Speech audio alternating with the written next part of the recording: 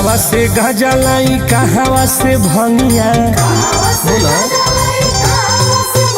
अरे कहवा से गजलाई कहवा से भंगिया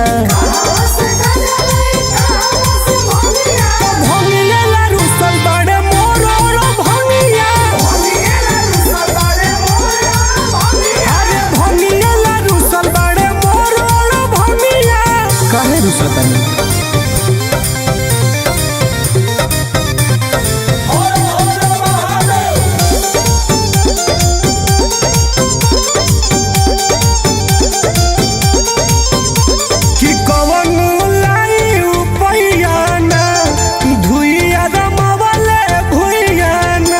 परेशान कर दिले बड़े कि कवन लाई उपैयाना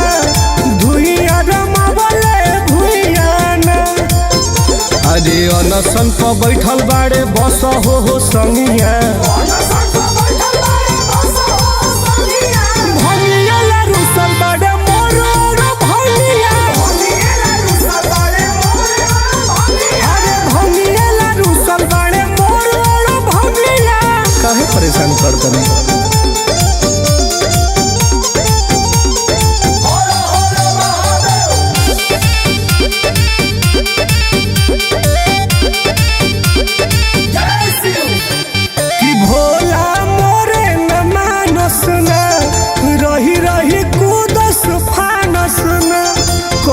देखाओ तरे अपन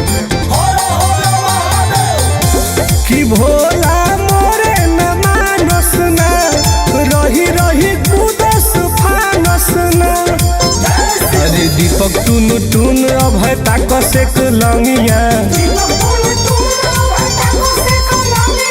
भंगिया रुसल बाड़े मोर भंगिया